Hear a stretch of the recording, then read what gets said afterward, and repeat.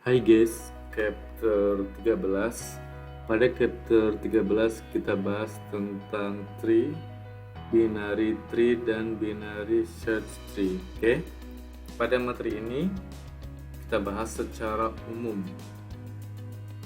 Oke. Binary tree atau tree merupakan salah satu bentuk struktur data tidak linier. Jadi di sini itu menggambarkan hubungan yang bersifat hierarki atau hubungan one to many antara elemen satu dengan elemen yang lainnya. Tree bisa didefinisikan sebagai kumpulan simpul node dengan satu elemen khusus yang disebut dengan root.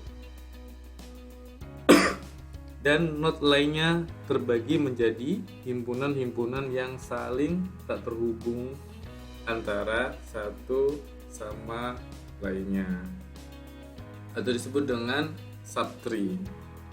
Oke. Node yang berada di pangkal tree disebut dengan root atau akar yang seperti ini ya guys, ada contohnya ini. Sedangkan node yang berada paling ujung pada piramid tree disebut dengan daun atau leaf. Ini contohnya. Oke, ini contohnya. Ini ada node B adalah node induk dari CDA. Ini contohnya. Sedangkan node CDA adalah node anak dari B. Ini pengantar binary tree. Terus di binary tree itu ada karakteristik. Pertama, itu setiap simpul paling banyak hanya memiliki 2 anak. Itu yang binary tree. Contohnya seperti ini. Oke. Derajat tertinggi dari setiap simpul adalah 2.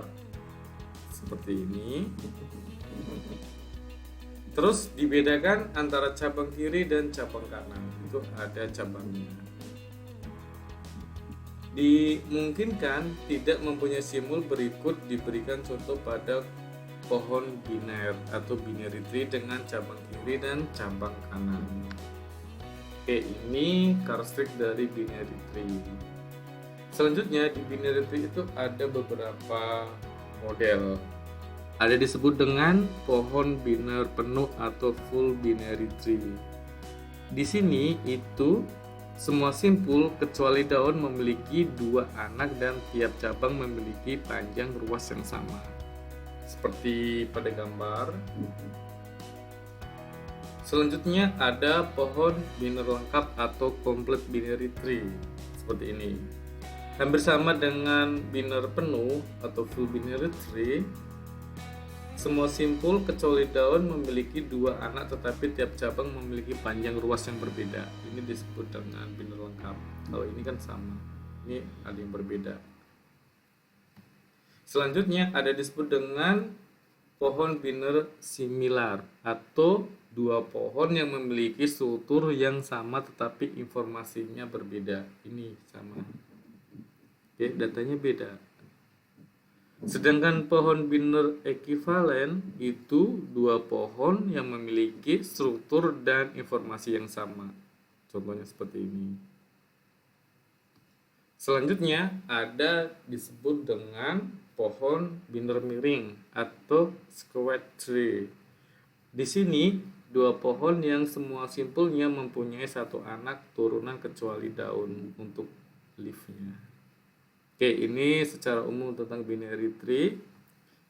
Oke, ini karakteristik. Oke, jadi di binary tree itu setiap simpul paling banyak memiliki 2 anak. Terus derajat tertinggi dari setiap simpul adalah 2. Seperti ini. Dibedakan antara cabang kiri dan cabang kanan. Keempat, dimungkinkan tidak mempunyai simpul. Berikut ini beri contoh gambarnya. Oke ya guys. Oke. Ini Contohnya, kita masuk ke binary search tree. Apa itu binary search tree? Itu sebuah pohon biner yang mempunyai properti tambahan, istilahnya lebih dari yang binary tree. Pertama, semua elemen pada pohon atau subpohon kiri nilainya lebih kecil atau sama dengan nilainya akar. Kedua, semua elemen pada subpohon kanan nilainya lebih besar dari nilai akar, sedangkan subpohon kiri dan kanan mempunyai binary search tree untuk pencarian. Ini disebut dengan binary search tree. Ini.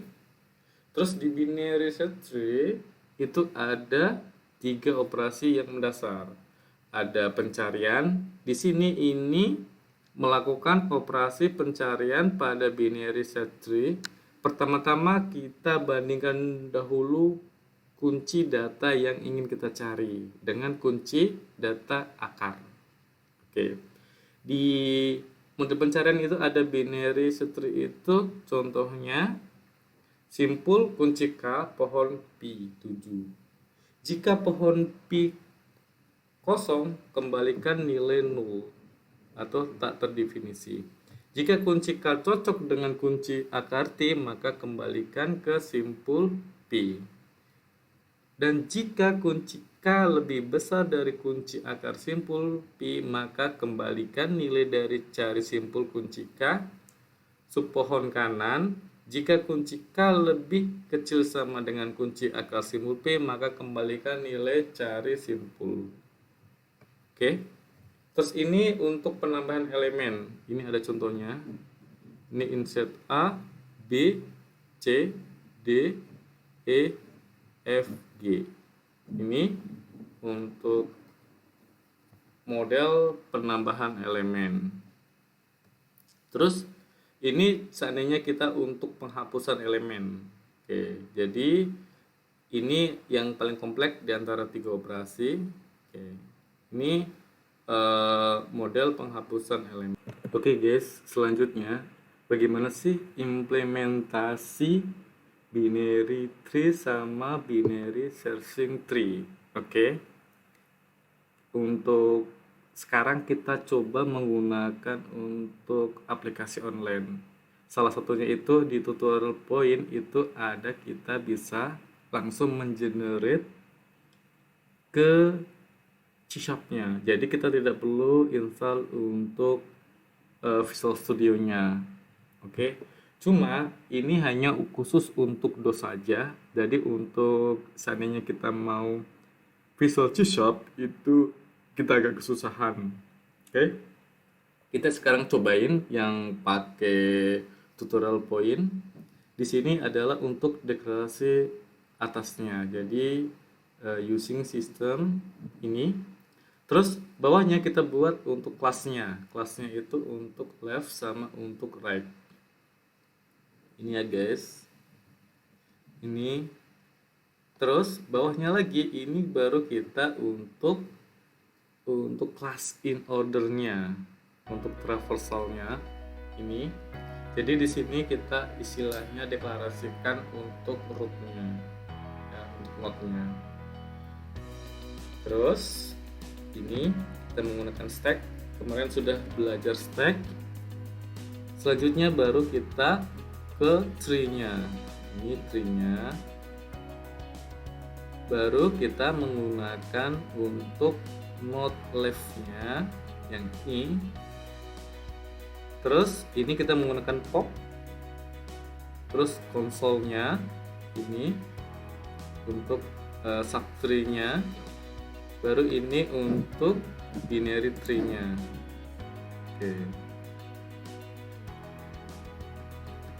Oke.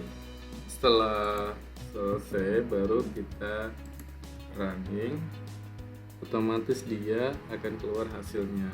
Oke, ini hasilnya menggunakan binary tree. Oke. Selanjutnya ini kita coba satu lagi untuk online C# menggunakan REPL80.80. Oke, ini binary search. Di sini kita nanti menampilkan untuk pre-order, in-order, sama post-order di binary tree. Oke, ini kita seperti biasa deklarasikan node-nya. Habis itu baru kita buat kelas untuk binary tree-nya. Di kelas ini ada untuk print post order, ada untuk print in order, ini untuk post order, terus ini untuk print in order untuk menampilkannya, terus ini untuk print pre-order. Ini ya guys. Oke, ini baru kita bacanya, baru ini untuk public main-nya untuk utamanya. Oke, kalau ini kita running, ini hasilnya penggunaan binary search tree untuk menampilkan pre-order, in order, sama post order. Oke, ini untuk source-nya ada di materi. Thank you for watching.